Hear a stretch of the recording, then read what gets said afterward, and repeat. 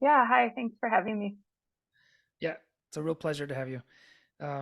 Nicole, I start each one of these interviews that I've had uh, with a question or two that seem boring and generic, but there's always really interesting things that come out of it. So bear with me. What are you reading right now? Okay, so the actual, like the literal book, or one of them that I'm in the middle of is, I'm gonna look up the title because I'm really bad with title. It's called A 50-Year Silence, and it's a really interesting memoir. Um, but it's written by a woman who's around my age, and it tells the story of her grandparents who were both of them were Holocaust survivors, and um, have a really interesting story in that they married right after the war, but after being together for several years, they became estranged from one another, Mm, the grandpa and the grandma, um, in a way that was really acrimonious. Like mhm.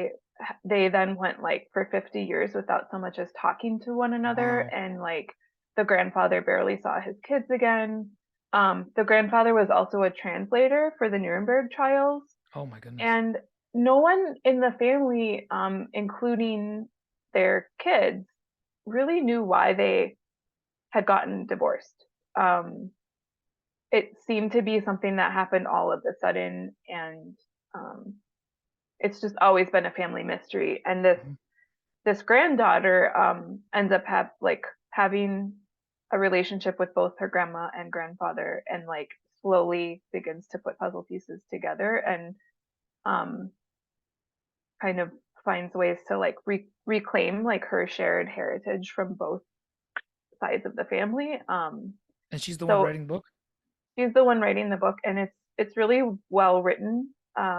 Like the quality of writing is really great, and I still haven't learned what it was that. Oh, So like we're getting there, but yeah, I'm I'm still not there yet, and I'm looking forward to kind of seeing how the rest of the narrative unfolds. and that sounds really interesting because it sounds like a proper memoir, but with elements of like true crime and mystery to it in terms of the technical parts of it. It sounds Hmm. fascinating.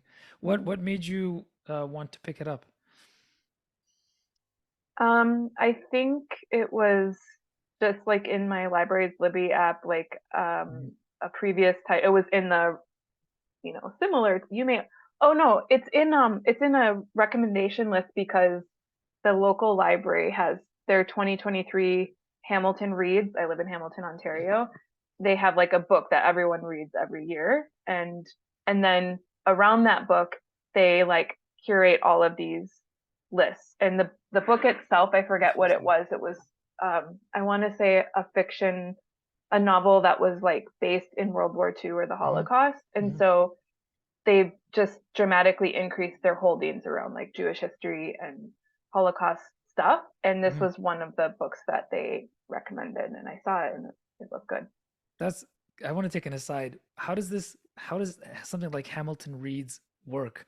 Who runs it, and what? It's the entire city take part in this book club? Because that would be the coolest I thing mean, it's ever. not mandatory, no, but it's just a cool thing. Like I think it's loosely based on something called Canada Reads, and I Hmm. don't know if people are familiar with that, but that's like a national level every year. The CBC here, like there's a contest for all like new books written that year or whatever, and they narrow it down to a handful of books that like literary people, just everyone reads those 5 books, and then there's TV shows about the authors and stuff. So it's, I don't know, there's a lot of like collective reading experiences That's in really Canada cool. and Ontario, and so this is like one of the local versions of that, and they often feature like a local author for their number one slot.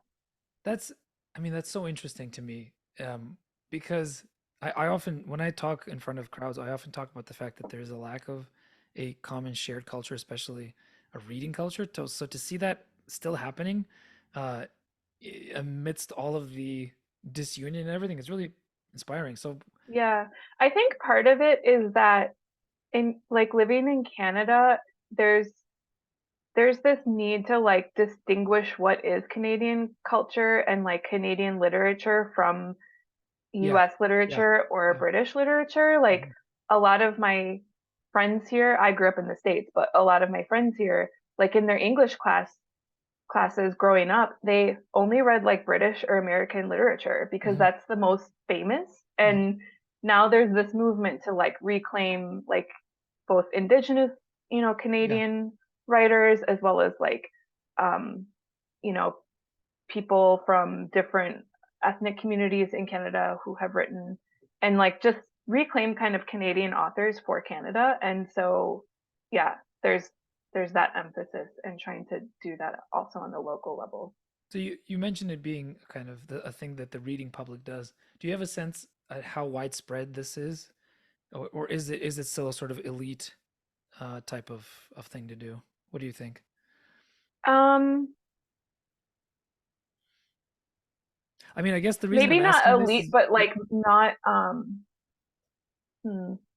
I mean, okay, let me couch this in proper context because you see people like Martin Shaw and Paul Kingsnorth coming to the fore right now, and the kind of thing that I think makes them attractive to people is that they're they're doing a kind of storytelling that isn't necessarily literate culture in the classical 19th century high literature sense, but they're very well educated and they're quite elite in some ways, but in other ways they seem to be attracting a much wider audience. That's the context in which I'm asking the question.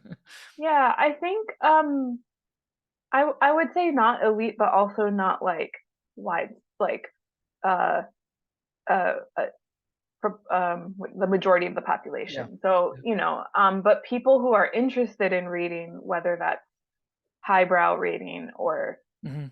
or not, like I'm thinking of the local one, like there are books for all age levels, and some Hmm. of them are picture books, Yeah, and some of cool. them are graphic novels, Hmm. and so um but not it's not something where like I show up at church and everyone's talking about the latest Sure. Hamilton Okay. Reed's book. Okay. Yeah, Um, but maybe two or three of us at church have been doing it or following it. So that's yeah, interesting. I find that really fascinating. Is it by accident that you being someone who has done a lot of work with trauma and trauma coaching that this book that you're reading right now is doing that, but in a storytelling manner? probably. And I mean that this is one reason why I love memoir is it's always the story of someone Mm, trying to come to terms with something. Like yeah. if you read about how good memoirs are constructed, like people unfamiliar with the genre hear the word memoir and think it's a chronology of the person's life, but it's not. It's actually a bracketed part of a person's life, and it's not so much the story of what happened within those brackets, but the story of how it is they've come to terms Yeah. with what's happened. And this book that I mentioned, the 15-year silence, it's um or 50-year, it's very much like, yeah, it's about her grandparents and it's about like the imprint that's left on the family, and it's about the roots of that conflict in the Holocaust and all of that. But it's more than anything like her growing up in the context of this and her choosing, okay, how do I want to operate with my grandparents? What's the story I want to tell of their 50-year silence? And Hmm. how do I integrate that within what I know to be true and the kind of things that I find meaning in? So, yeah. Um, That's really, yeah. So there was a New Yorker piece a while back. This probably would have been right in the middle of all the COVID madness that talked about the rise and the preponderance nowadays of something called the trauma plot. I don't know if you read this hmm, piece or not, but it was I found it really interesting because it made the rather compelling case that right now, especially post pandemic, and something to do maybe with the sensibilities of Gen Z, there's a tendency for a lot of writing, especially writing on a entertainment level, writing for TV and for movies and things, that tends to lean into trauma, but not in a healthy way, like making a case of victimhood as a kind of heroism. Mm. This is what the New Yorker piece said.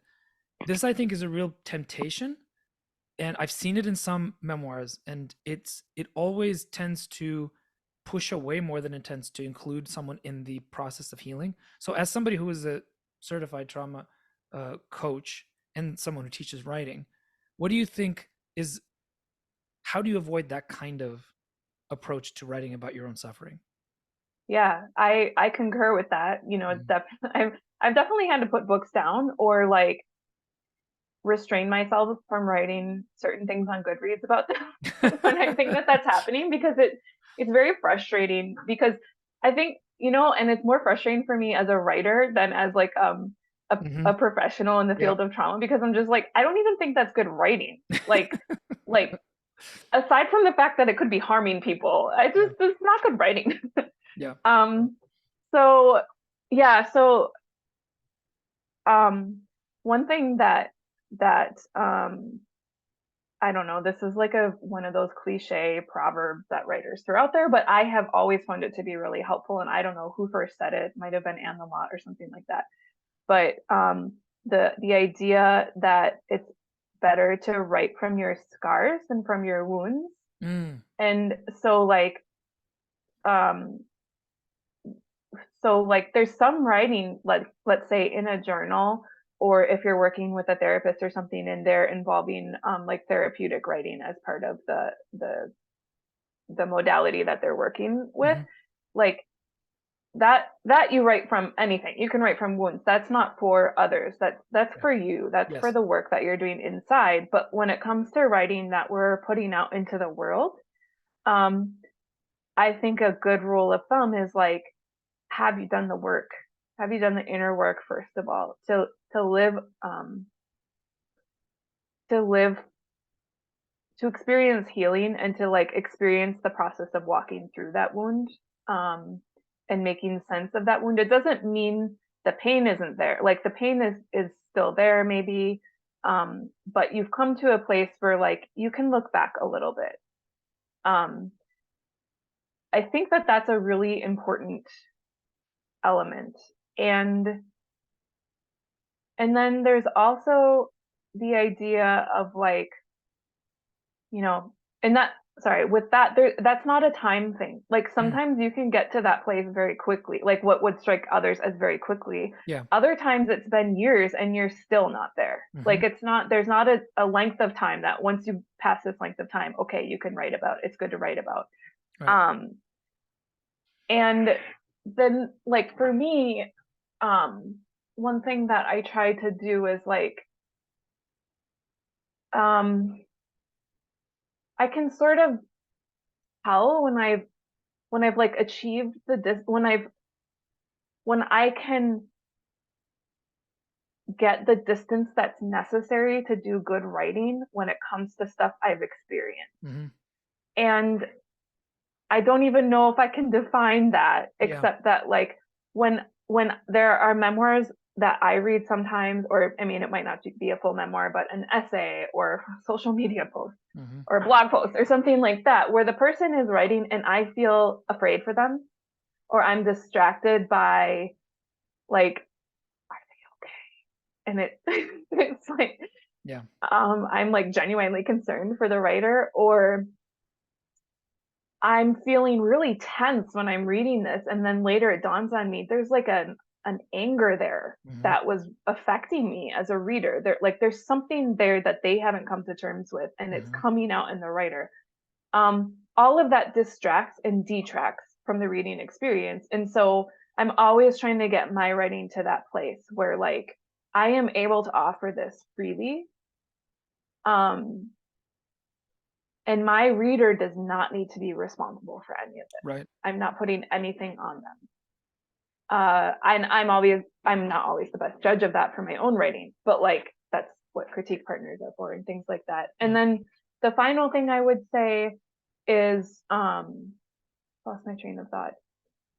Like if you're someone who is doing autobiographical nonfiction, not a bad idea to take some kind of like workshop or like listen to some podcasts or read some books about the trauma informed approach. Mm-hmm. Um, because there is a truth to the fact that like sharing difficult things can be triggering for you and it can be destabilizing for others. And this Yeah. idea to like use trauma in a sensational way to get readers or build a platform, Mm-hmm. like that can be very harmful in Yeah. the long run, both for you and for audiences. And there's a way of sharing, there's a way of writing about things in a way that's not causing further harm to yourself or others. And it really helps to just learn some of those strategies and principles, not just for writing, but for life in the way that you have conversations with others.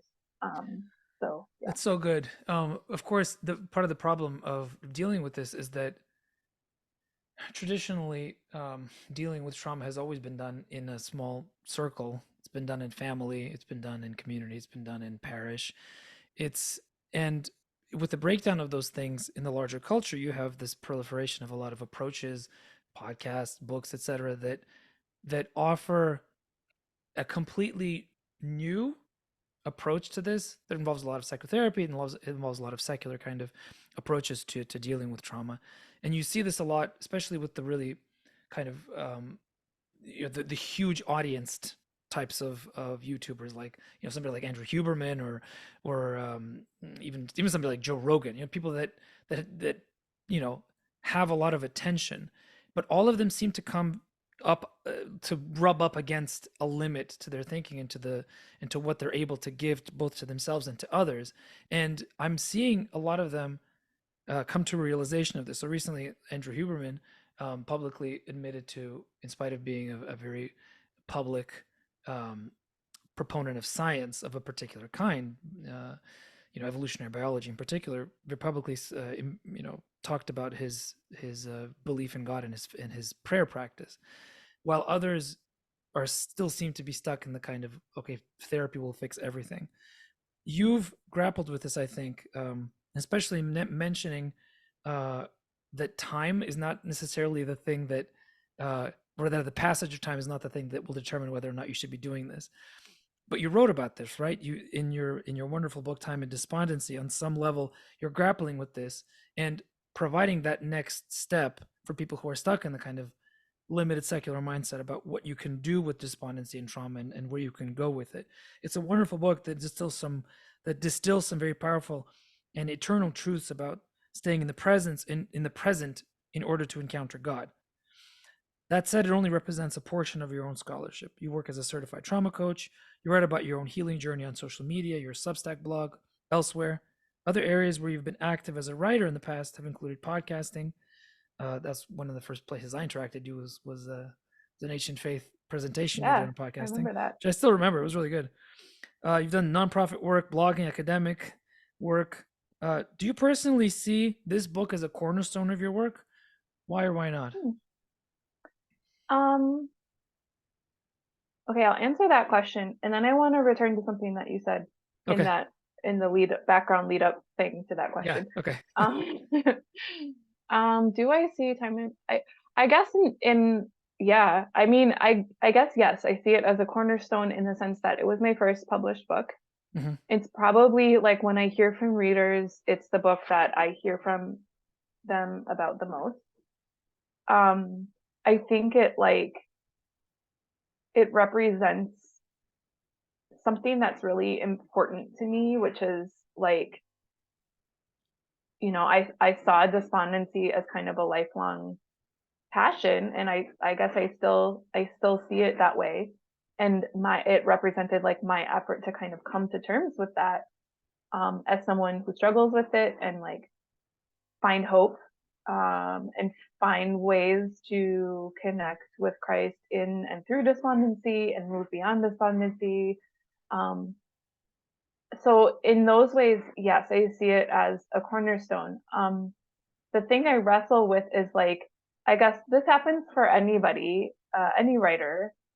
You put a book out there, and inevitably, because you're human, and because the goal of being and becoming human is to be evolving, Hmm. um, evolving in your thought, evolving in your spiritual journey, And so there's a lot of things about despondency that I see a little differently, or I see through like a different lens, not in a way where I read things in there that I disagree with, but just Yeah. like, oh, there's a bigger picture here. And like pieces that connect that I wasn't aware of before, or different connections that I would make now that I wouldn't have made then. And Hmm. so it's like I wrestle with that. Hmm. It's and you're never going to get around that as a writer. There's True. no way to put something out in the world and then have it evolve with you. I know. It's too bad. Um, so so yeah, and I'm learning to not apologize for that. Like to just let that be. And I Mhm. know that people, it's weird to talk with people who encounter that it for the first time now, like whatever, however many years it's been, seven, six, Mhm. 7 years, Yeah. something like that. And like for them, they're reading it for the first time, and to just let them experience it in a fresh way without inundating them with all the things I would change. And like, Yes. yeah, here's what I'm thinking about now. And Yes. like the meme with like the guy pointing at the bulletin board in the background or whatever. Yeah. So yeah, and yeah, uh so that's my answer to your question. And the thing I wanted to go back to that you were saying before is like traditionally we've handled trauma and like other wounding experiences and struggles more in like this closer knit community system, etc. Yeah. I think there's some truth to that, but I also think it's worth mentioning that like also traditionally how humans have come to terms with these experiences is through writing. Like even some Yeah. of the classical texts like Virgil's Aeneid, or like maybe even the Gospels. Maybe you could even think of the Gospels as Yeah. a way that humans tried to put words to the journey of coming to terms with something difficult and mind blowing, and Hmm. Hmm. these rupture experiences. And um, when it's not done well, it's not done well, and that can cause harm and like just be really unsatisfying to read and not Yeah. compelling or convincing. But when it's done really well, it can be healing for other people, and it can bring people into like closer, like a deeper experience of their own healing from whatever the particularities of their experience have been. And like I think that that's some of the power of writing and literature, that is like a really beautiful and sort of human thing that is good for any era.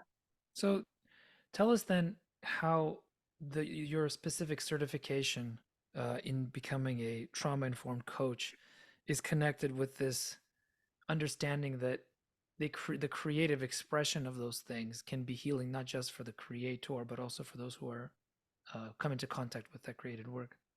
Yeah, that's a great question. The initial reason why I wanted to get this certification, like now I work with kind of at the moment a pretty broad clientele of like people with sort of general trauma recovery, spiritual trauma, as well as writers. Hmm.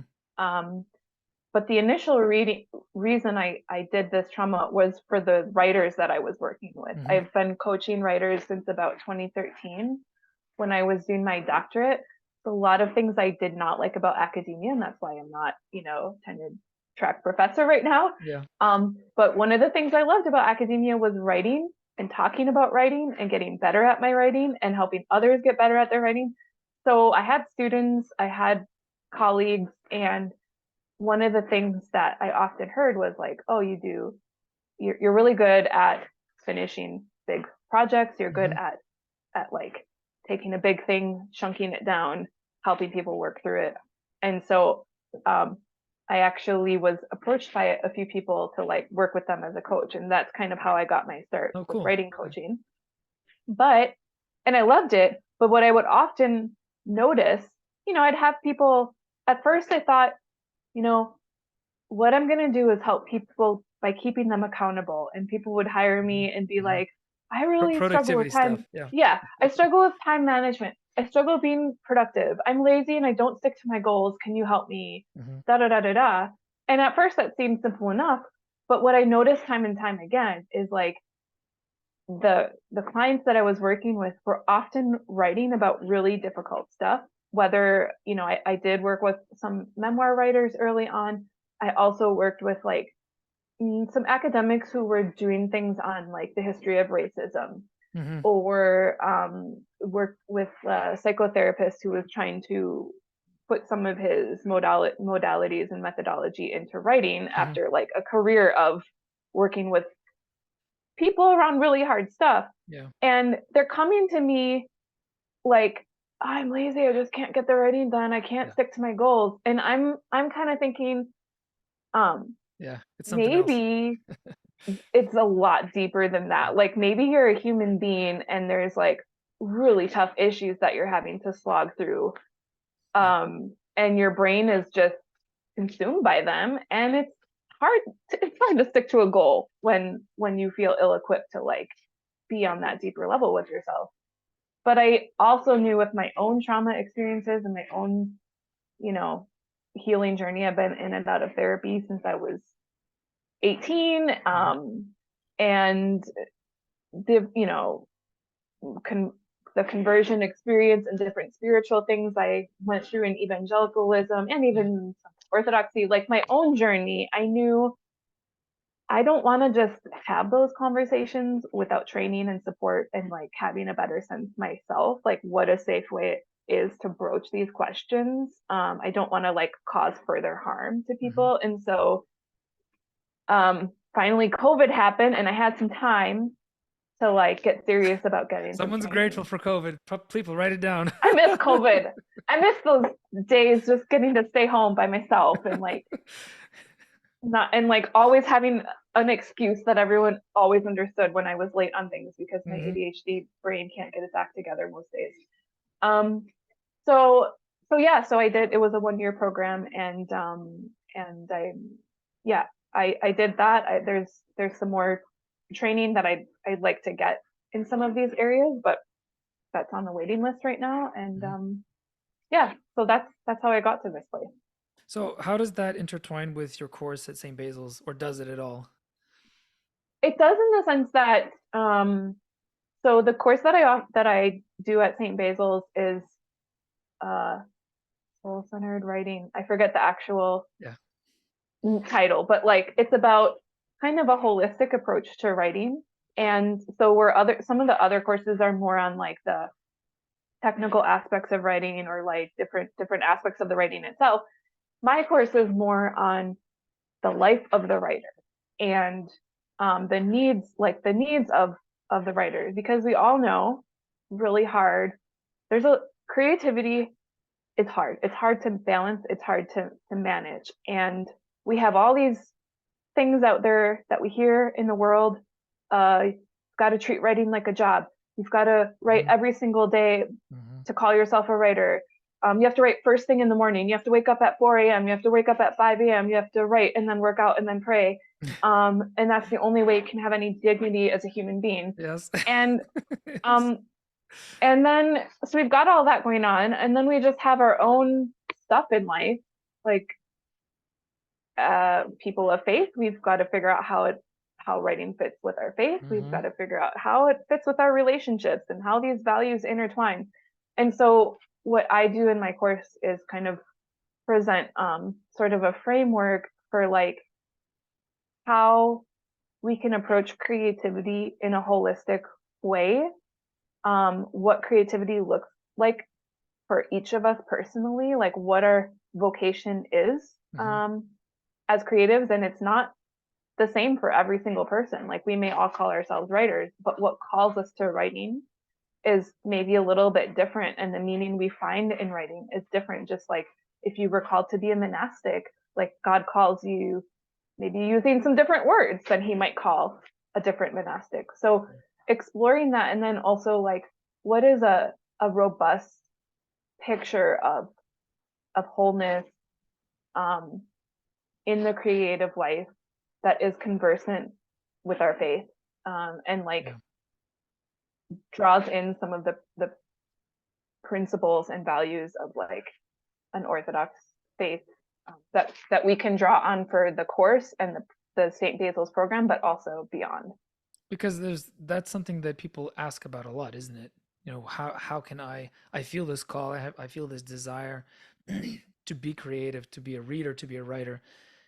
and I don't know if that's good or bad. So what sort of sources do you go to be able to articulate the best kind of answers to those ever-present questions?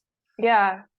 I would, so if I were having a one-on-one conversation with somebody and they kind of raised that question, I would ask, um, like I would raise curiosity about this good bad dichotomy. What is good to them? What makes something good? What makes something bad? Mhm.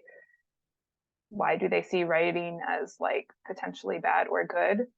Um, and then um, I would want to know or like help them understand within themselves like what is it about writing that calls out to them. Mm. um, why is it something that keeps coming up in their soul? Like why is it the thing that they can't, the sort of little aspiration or niggling that they can't keep in the closet or keep um, swept under the rug or whatever, it keeps calling out to them. And then I mean my own sort of general philosophy, if you want to call it that, is like there's really very few things in life that are either good or bad. It's all about like murdering someone probably is bad, but like in Probably. some cases, I don't know. It's always exceptions. Um, but And the interview took a very left turn. No, I'm yeah. kidding. I am someone who some consider me an expert on true crime podcasts. So if anyone needs recommendations, but no, like very few things in life are just straight up good or bad. It's about the intention behind it. It's about the place that you give it in your life. It's about your the freedom and the free will with which you Hmm. engage in it. Hmm. And so those questions are like more important than the is this good or bad? Yes. And in some ways, the good or bad, the intention there is good. We want to please God. We want Yeah. to Yeah. lead But it's lives not that really are, about that. Yeah. it's a distracting question Yeah. because it distracts from like the deeper questions of what am I actually doing with what I've been given? What am I doing with the talents I've been given? Um, and what's getting in the way of me offering things more fully? Yeah. Um, and sometimes that leads to someone leaning into their talents as a Hmm. writer with a kind of God-given vocation. Sometimes like I just met with somebody yesterday for a coaching consultation, and I kind of I kind of was like, I think you have more questions to ask before really leaning into it, because I couldn't tell, is this desire to be a writer coming from like a sense of obligation or should, or is she really experiencing um, a desire and vocation for that? And I just kind of Yeah. put the question back in her court. So sometimes it doesn't always lead to leaning into that, because writing too can just be an obligation we put on ourselves because our teacher told us we're good at this, you should do it, you know? That's so true. And it's, I mean, we're in a room full of writers, I'm assuming, but sometimes it's okay not to write. I mean, there was a situation Yeah. recently where one of our students in St. Basil's, I'm not going to say who, but um sort of privately to the group within St. Basil's said, I'm never going to write another word again, or something to that effect. And there was I think the expectation from outside would have been, oh, you were all shocked at this, right? And you all tried to convince this person, not to do this terrible thing. But no, sometimes you have to step away. Sometimes it's the best thing you can do. Yeah. Which, by the way, I say things like that about every 3 or 4 years to my close friends, and my close writer friends have said the same. And like, and it doesn't. I'm not saying it to be dramatic. It feels Yes. like that Yes. sometimes, and Yes. we have to be willing to take it off the table sometimes. Yes. Yeah. Uh, so what you're talking about is a lot of different kinds of blocks. You're talking about the blocks of the external expectations regarding the creative life. You're talking about the potential blocks that come from a very strange obsession with maximizing productivity, as though we were some sort of machine that could be perfectly calibrated with the ideal algorithm. You also talked a little bit about the kinds of internal things that might prevent you from uh, crossing across that horrible gap between your brain and the blank page. What are Hmm. some other common blocks that you've encountered, especially amongst other writers? Um, I think the mind body um, Mm. con- connection or disconnection. I think many of us as I was going to say as writers, but honestly, many of us as like people living in the 21st Yes. century, Yes. like surrounded by the digital environment, like we're just prone to a real disconnect between mind and body Yeah. and soul. And um, but like I firmly believe that, and it doesn't matter what genre you're working in, you could be fiction, nonfiction, poetry, whatever. The best writing comes from a place of like connection to your body. Hmm. And so to yeah, whether that's including being able to include sensory details and a Yes. sensory texture in the novel you're writing, or just as you're writing to be able to notice, my back hurts. Maybe Mm. I should take a break so that in 20 years I'm not crippled and unable to sit.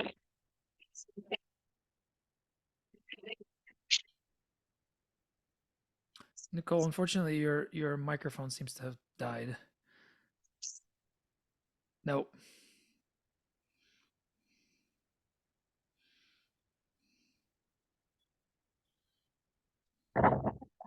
Mm-mm. It's like you're underwater. What about that? Yep, there you go. Perfect.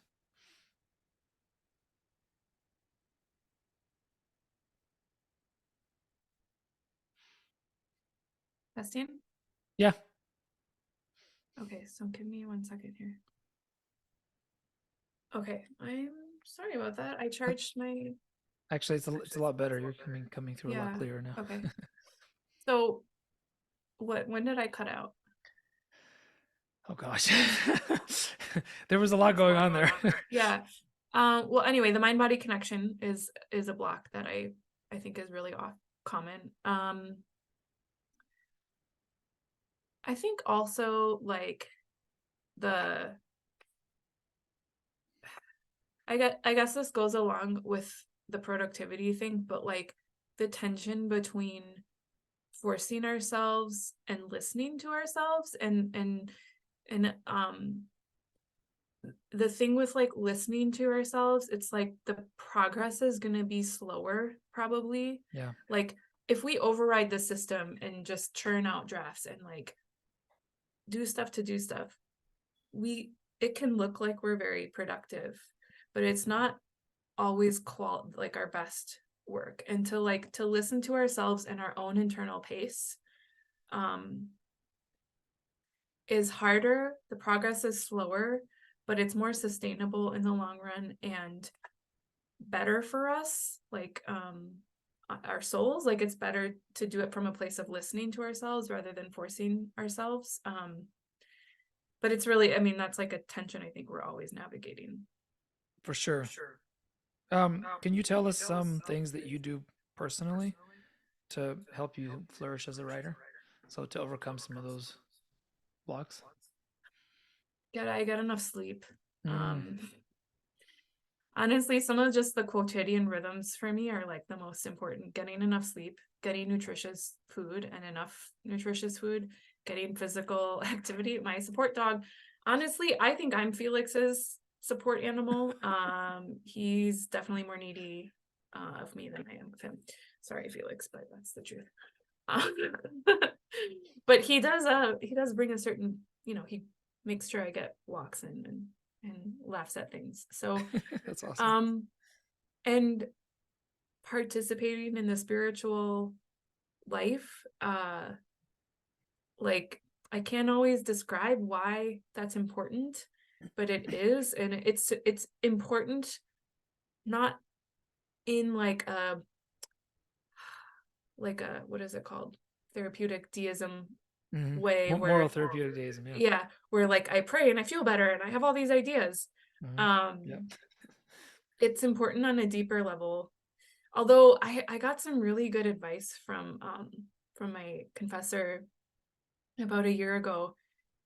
I really struggle to pray in part because I have ADHD, and Hmm. like prayer, I do have that a lot during prayer where I start to pray and I just have a million ideas, or like Yeah. I wake up in the morning and I am like my brain is just ready to go. So Hmm. it's really hard to to pray.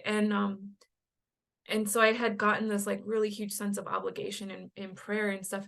So I was telling him this, and like, I was like, how do I get myself to just calm my mind and pray? And he's like, well, if you're if it's a should, if you're feeling obligated, and that's the only way you can get yourself to pray, maybe you just need to like stand in front of the icon and make the cross or say a short prayer like the Trisagion, and then just thank God for all of your ideas Hmm. and help him, like ask him which one to start with for the Hmm. day.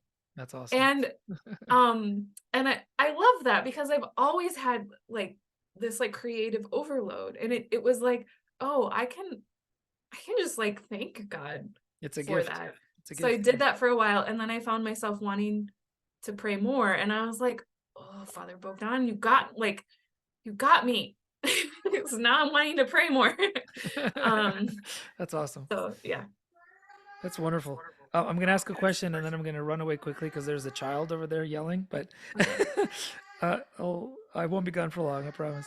You've written primarily in practical theology, but there are rumors you may be exploring new genres. Can you tell us more about this? Yeah.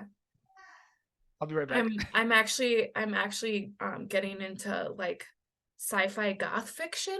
That's my newest. I don't even know if that's a genre. And that's I'm totally kidding. Um, I've been exploring memoir and personal essay writing. Um, yes, Jonathan, please put that rumor out there. Goth nonfiction, or sci-fi goth fiction is my new genre. No, I've been always like in this tension in my writing, like even let's say Time and Despondency, there's a lot of personal exploration in there. Oh, Yeah, this might end badly, but so just carry on. yeah. Um there's always in my writing been like this fusion of like personal observation and like anecdotes from my life with theology, and that's personally, like that's the kind of theology I find most compelling, is when it like connects to real life. And so that's why I have always kind of gone in that direction. But the more the more life I've lived, and um even the more I look back on things I've written in the past, like I feel increasingly, first I just feel increasingly like drawn to come to terms with my life and figure out like, what is this life that God has given me, Yeah. and what is the story here, like what is the plot line here, um and how do I find meaning in some of the darker things that have happened, or seemingly meaningless things that have happened. And and I also feel, maybe because of some of what I've gone through, I just feel increasingly uncomfortable making global statements about God, or about how he like works, and how faith works and what Hmm. we need to do. I just Hmm. feel increasingly comfortable myself making those kinds of statements, even though when I have made those statements in the past, it's always been couched in like sort of personal experience or Sure. like a cautious voice. um I don't know, the pandemic just changed a lot, and Hmm. so yeah, since I've been little, I've always wanted to write stories about my life, and I'm just feeling like maybe I need to return to that like childhood voice, like that, not childhood voice as an author, but like that childhood inclination to find stories from my life. And so I'm like, I've been doing a lot behind the scenes, but I'm still like feeling out, um okay, what does this look in terms of my public writing? And there's so much you have to think about with memoir when you're involving others. Like you're always involved, your story connects with other people in your life. And so how do you tell that story in a way that like honors that and doesn't get you into trouble and doesn't hurt people, and all of that. So I'm still feeling a lot of that out behind the scenes, Hmm. and hopefully I'm hoping in 2024 to like start to be able to move into that a bit more in my public writing. That's wonderful. I'm actually curious, because I honestly don't know the answer to this question. But when I first approached you to join the faculty, what was it that made you want to support the mission of St. Basil's, even as nebulous as that mission might have been at the very beginning? Yeah. I think first of all, I just like being with writers and talking about writing and hearing from other writers about what their challenges are and what they're going through and what they're working on.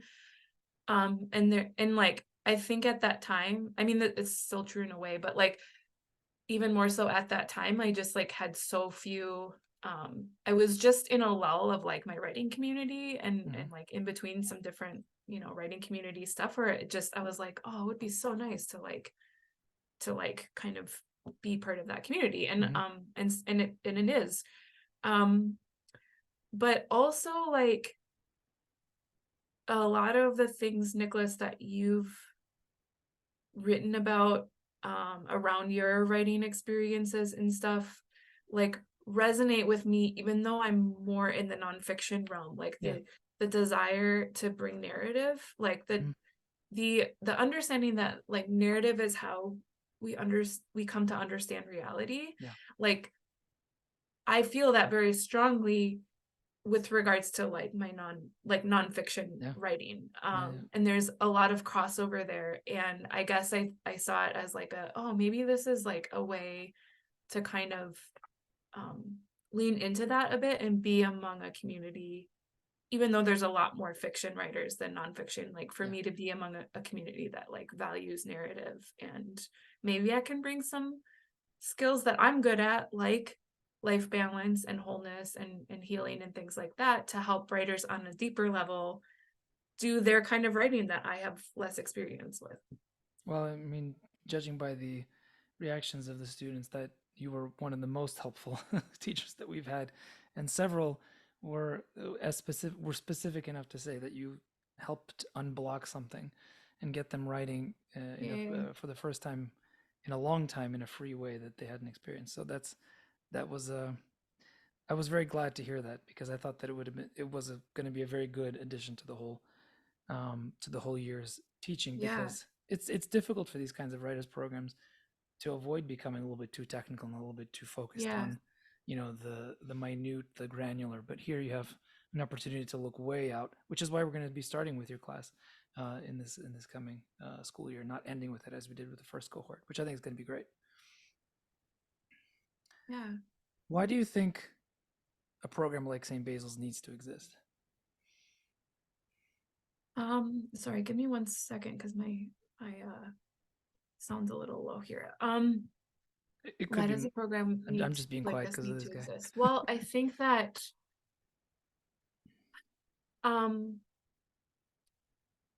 there are a lot of reasons, but I guess like the more heavier hitting reason, or at least it strikes me as like a heavier hitting reason, is like there kind of needs to be a third place, a third space. Oh yeah, that's so true. For writers that is not the church, and it's also not like more conventional like writers circles that are filled with the kinds of cliches I mentioned earlier. Yes. Like we need a third place, almost like a playground, or like a space where that is free, and where we're almost like in an academy where you have intellectual freedom to explore things, whether you're a theologian or whatever. And this third place for writers is like you get to explore what it means to be a writer as a Christian, or as an Orthodox Christian, and what it means to be an Orthodox Christian as a writer. And you get to do all of that in a sort of space of creative freedom, where you don't have, some like know-it-all internet person, like surrogate internet spiritual father saying, well, Saint so-and-so said this about playwrights, and now you're probably gonna go to hell, and like this or that. Like you get the kind of creative space to play in a spirit of God-given free will with what God has given you, and there are no stakes. and there is room to grow. There are tools to grow. And then figure out what it means to show up in the wider world with those talents and skills that God has given you. I love that. That's so good. Thanks, Nicole. This has really been a lovely chat. I could keep doing this for a long time, but I think we need to open the floor to questions because there's a few people who are bursting with with the desire to enter the conversation. So, all right, we're opening up the floor. I'll change. Felix is also willing to field questions. And Elias is not. Oh man. All right, people. What do you got for Nicole?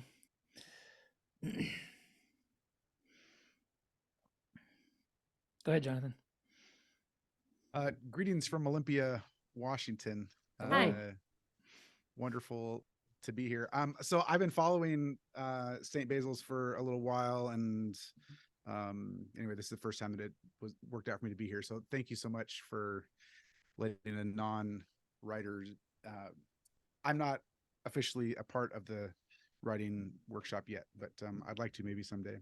So I was kind of curious when you were talking about trauma-informed approaches and like, is there a distinction between someone who, because I was thinking about the book Loris, and I was thinking about like destabilization wasn't the goal of the book, but boy, is there just, it's full of it. Like triggery kind of things. And I was just, I don't know. I'm just kind of, could you maybe talk?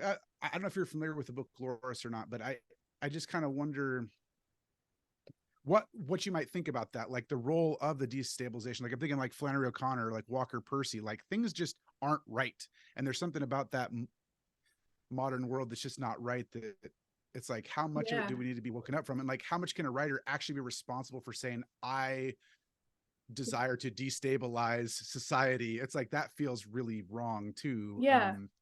You know? So Laura, I've started reading Loris and I just haven't been able to finish. I mean, my brain is such a nonfiction brain that I really struggle with anything that's fiction, and anything remotely fantasy is like even more outside my realm. But I get what despite that, I kind of get like the aim of your question. I think it sort of, correct me if I'm wrong, but it boils down to like, we can't handhold, like we can't protect, like our job as writers is not necessarily to like prevent discomfort at all costs. And even some of the best works of literature provide a space where people are kind of confronted with things that are uncomfortable, maybe even triggering in the sense of trauma. And I mean that like in the technical sense of like psychosomatic responses that they can't control, and remind them of very visceral, painful things from their past. Yeah, I don't like that. To me, it's not the aim of like trauma-informed writing. When I mentioned like getting a grasp or a foundation in that, the aim of that is not to produce writing that is saccharine or whatever, like kid gloves, cotton gloves, where you're like treating everybody as like fragile and on the verge of a breakdown or something. I think that there, even as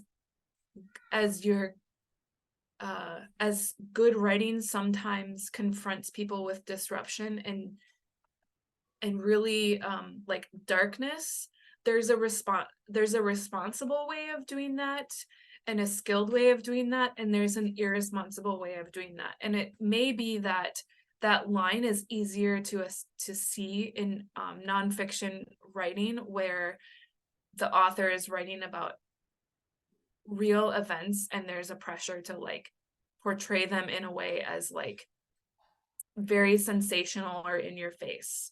Whereas like a writer of fiction, they may be that writer tends to be more clearly in touch with like the literary voice and like the literary style of the genre. Whereas some writers of autobiographical nonfiction take this really like no hold barred, like not going to hold back. I'm putting everything on the table and you're just going to have to deal with it as the reader. Which can be inherently harmful, in the same way that you know, there has been an evolution in the media, let's say, of how much, when there's violence, how much a newscaster, like how much raw video footage a newscaster may feature.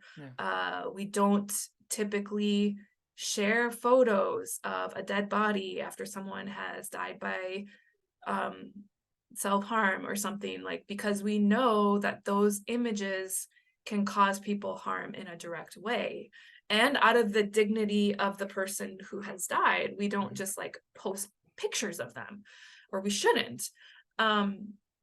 So I guess I'm not saying the goal of trauma-informed writing is to avoid disruption or discomfort or like putting the reality of darkness into words. It's more doing that, like learning to do that in as responsible a way as possible, so that you're leading people into discomfort in a way that allows for growth and like meaning to be made, rather than just sheer overwhelm and stuff. And the other thing I'll say about like just trauma recovery in general, like, you can't just avoid being triggered. Like, the goal of trauma healing is to learn to navigate triggers and to widen your window of tolerance for triggers that you may face in everyday situations. It's not to like organize your life in a way where you avoid all discomfort altogether. Thank you. Thank you for the question. Yeah, it's a good question. Loris is definitely has a few moments there. Go ahead, Anna. Now I want to read Loris. Now you've got me.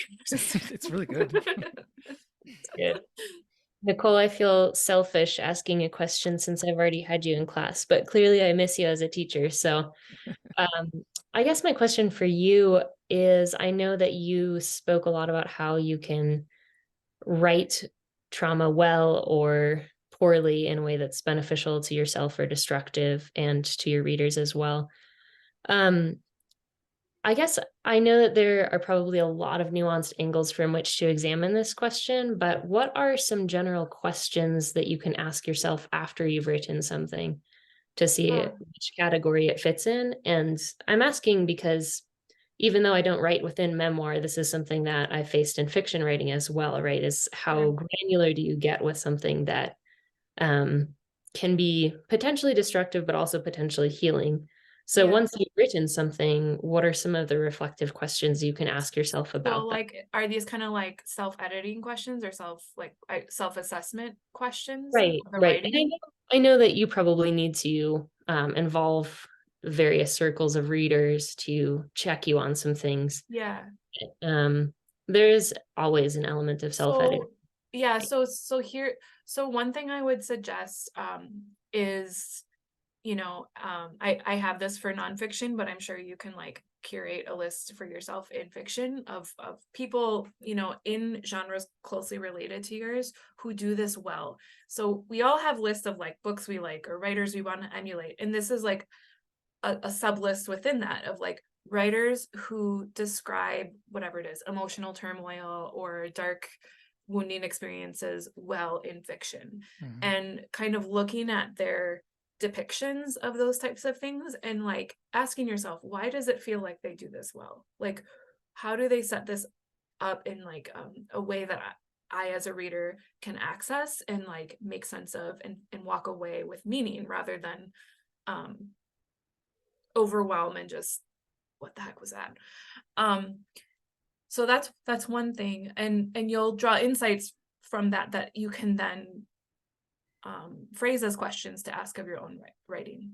But in terms of questions that like right off the top of my head, one thing that is helpful for me to ask is, how would I feel reading this passage aloud to a room full of people at, say, a book talk or bookstore? If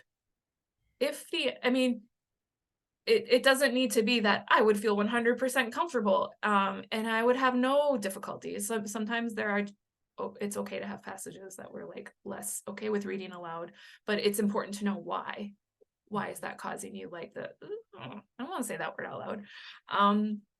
To know why, and then to determine for yourself, am I okay with that? Is that okay? So am I comfortable reading it aloud for others?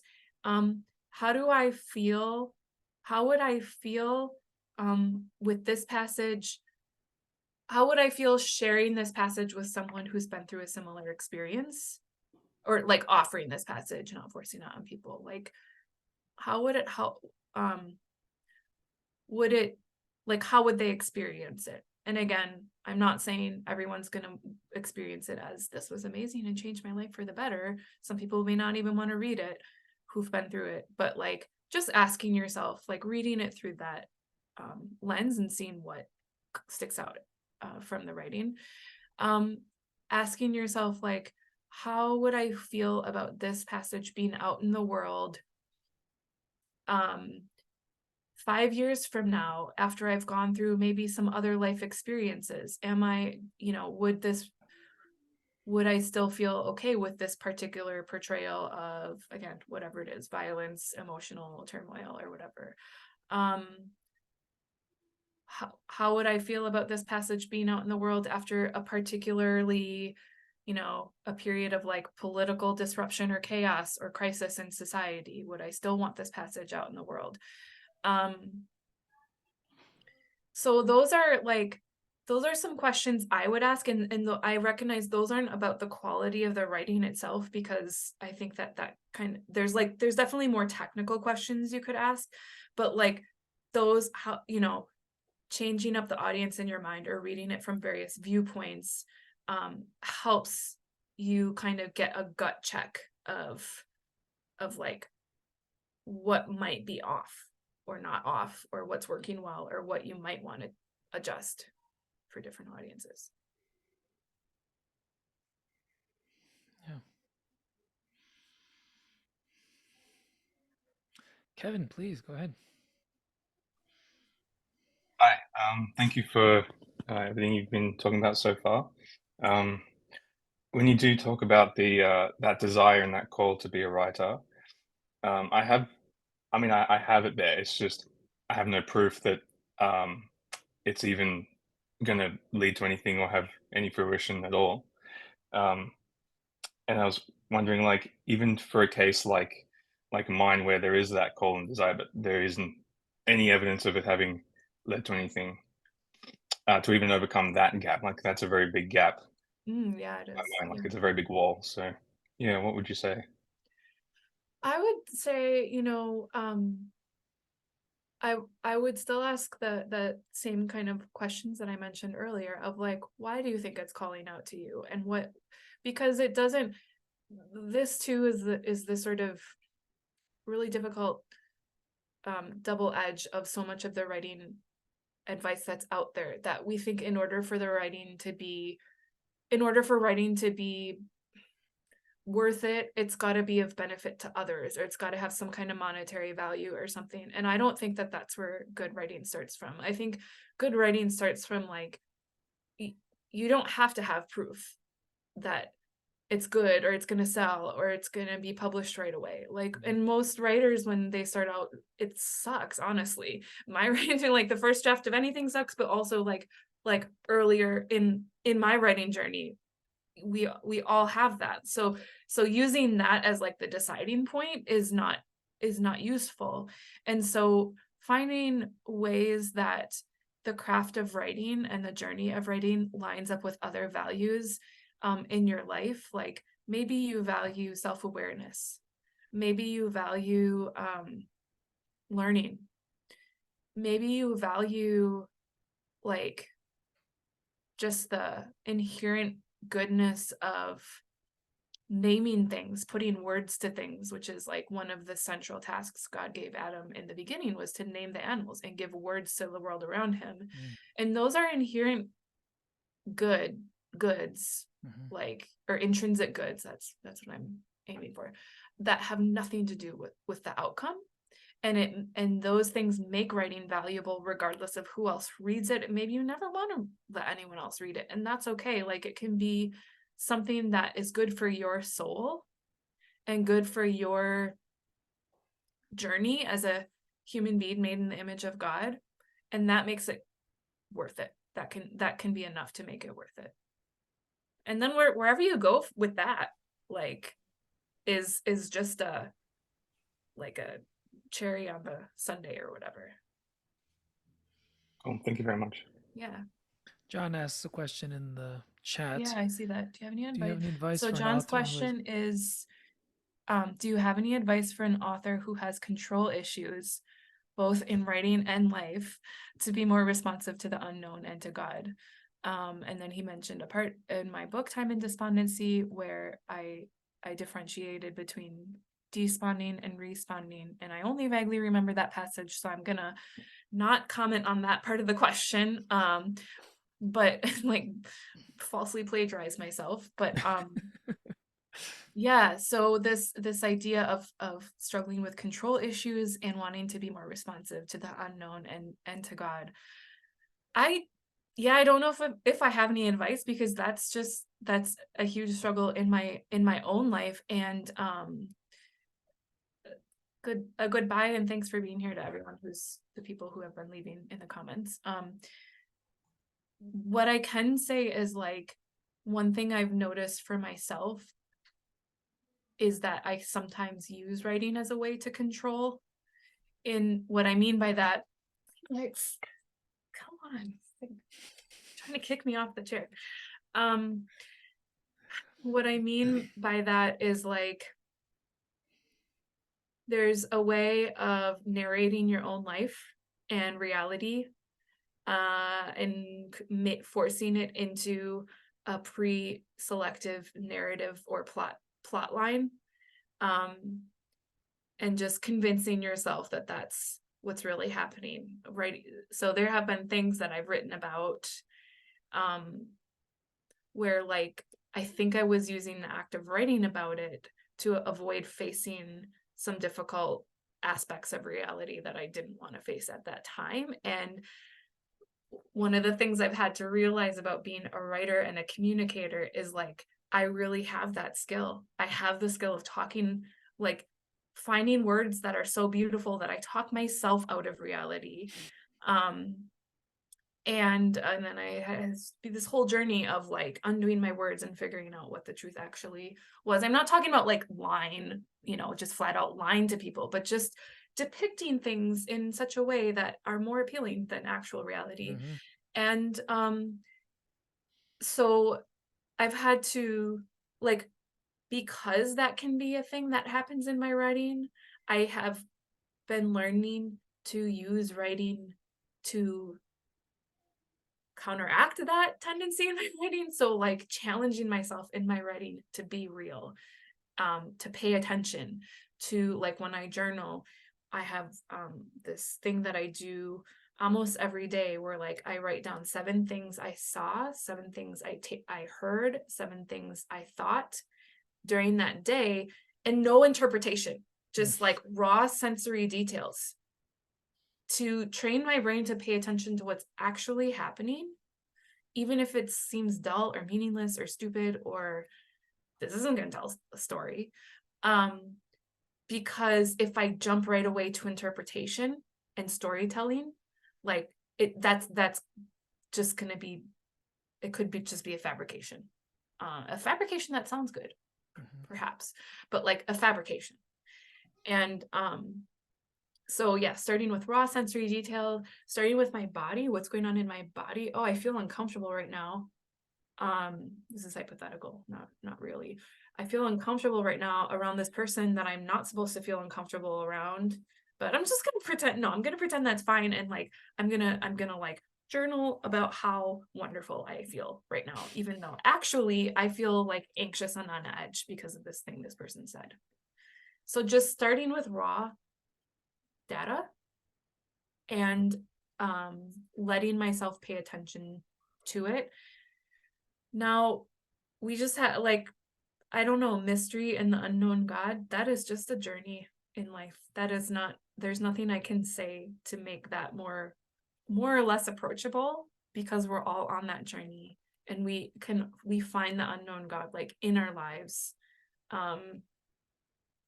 And all I can say for that is I'm on the same journey, and it's hard, and he reveals himself in ways that are higher than our comprehension when we need him, and in the ways that we need him, and to the degree that we are capable of seeing him in that time.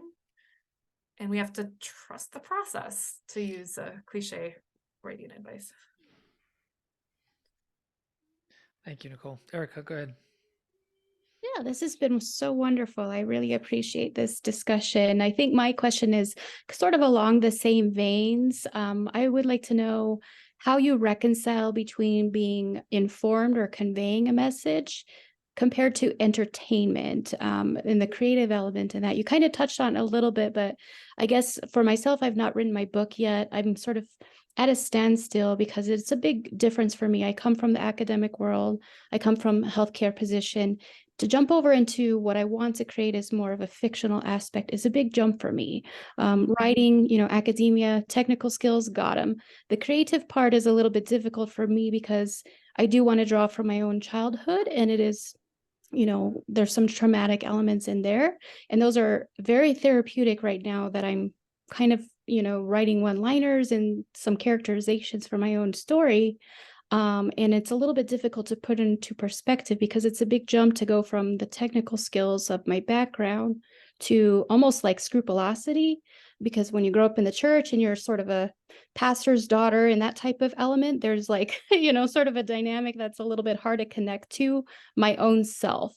And then to put it into a fictional perspective is a big jump, I guess. Even picking up a fiction book to read for myself was a big deal sometimes growing up because it's such a big jump, and I don't want it to be my own writing that's just pure entertainment because it's like, ooh, oh no, that's very dark.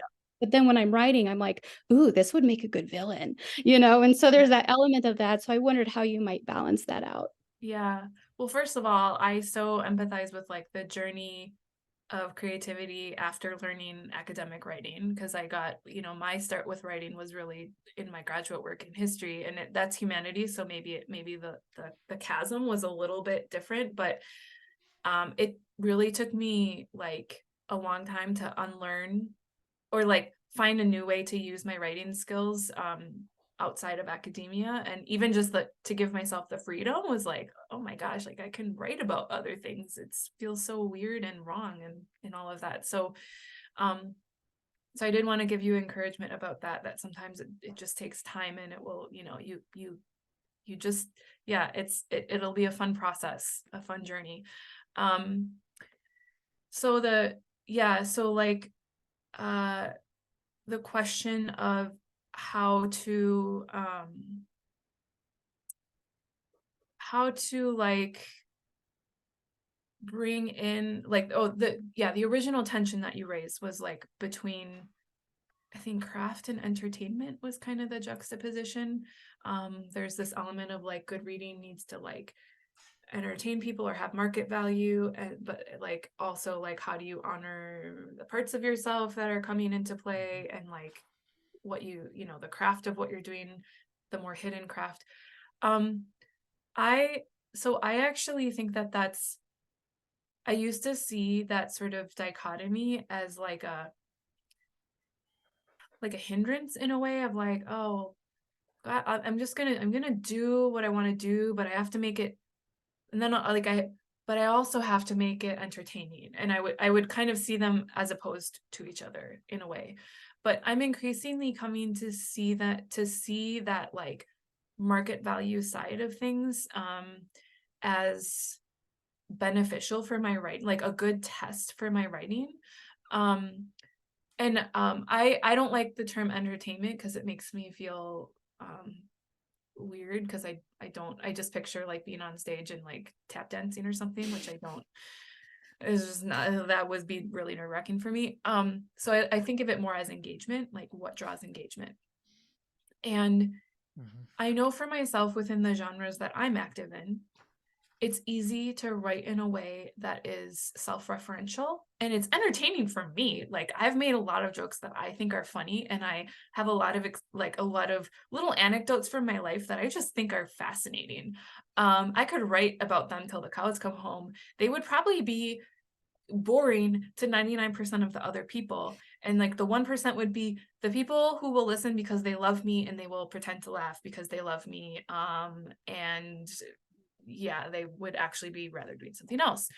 And so it's really easy to do writing that's just like overly detailed and overly like like ingratiating. And so the audience test and the engagement test brings my writing to a higher caliber and brings it out of the Nicole Roccas show voice. And oftentimes that means eliminating details that I just think are so funny and I need to share, or like I just think everyone needs to know about this random thing that happened to me. It means like taking a lot of those details out, and putting, you know, more things in that are humanly engaging, like sensory details, like deeper focus on other people in the narrative besides me or the protagonist. Right, like remembering that other, again, this is for nonfiction, but just translate it into fiction terms if you're a fiction writer, but like remembering that like other people in the story are actual people and not just like the perpetrator or the bad guy, or these, or like these kind of like cast tropes that are remain flat. And yeah, and also like paying attention to my weaknesses and my limitations and my shortcomings if I'm writing about myself. If I'm writing about like if I were writing fiction about a protagonist, like making them a dynamic character, someone who has all sides and not just the good sides. All of those tend to engage readers on a deeper level than just like gut level, let me like write a venting and self-serving narrative about this thing that happened. Again, I'm saying all this for nonfiction, but I think it applies. It fits very well. I keep, what you're saying is so, I feel very convicted.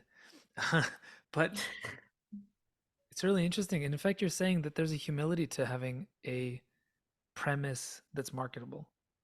I mean, that's kind of like the mentality I'm coming into it, just because I've seen over and over how it's made my writing better, and it's like taken me down a notch in my like autobiographical writing.